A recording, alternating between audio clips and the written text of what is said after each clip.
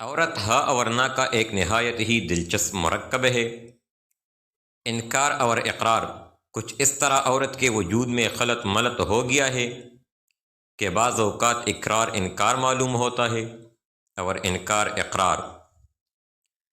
زبان بنائی نہیں جاتی، خود بنتی ہے، اور نہ انسانی کوششیں کسی زبان کو پناہ کر سکتی ہے۔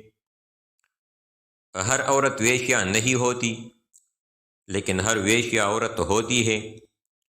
اس بات کو ہمیشہ یاد رکھنا چاہیے۔ میں ادب اور فلم کو ایک ایسا میخانہ سمجھتا ہوں جس کی بوتلوں پر کوئی لیبل نہیں ہوتا۔ مجھے نام نہاد کمیونسٹوں سے بڑی چڑ ہے۔ وہ لوگ مجھے بہت کھلتے ہیں جو نرم نرم سوپوں پر بیٹھ کر درانتی اور ہتھوڑے کی ضربوں کی باتیں کرتے ہیں۔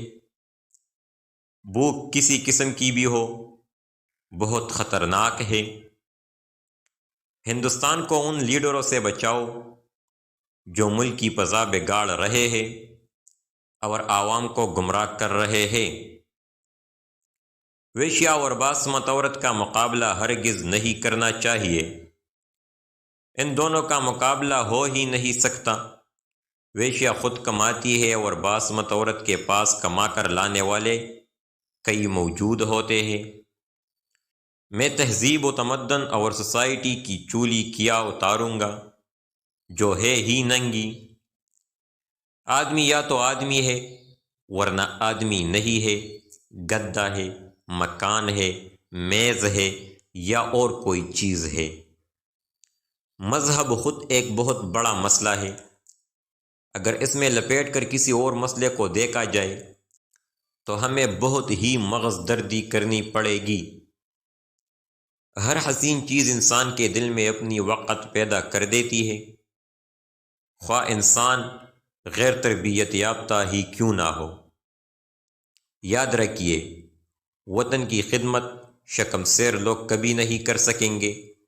وزنی معدے کے ساتھ جو شخص وطن کی خدمت کے لیے آگے بڑھے اسے لات مار کر باہر نکال دیجیے۔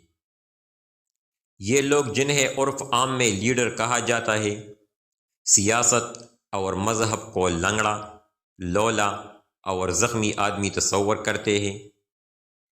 جسم داغا جا سکتا ہے مگر روح نہیں داغی جا سکتی۔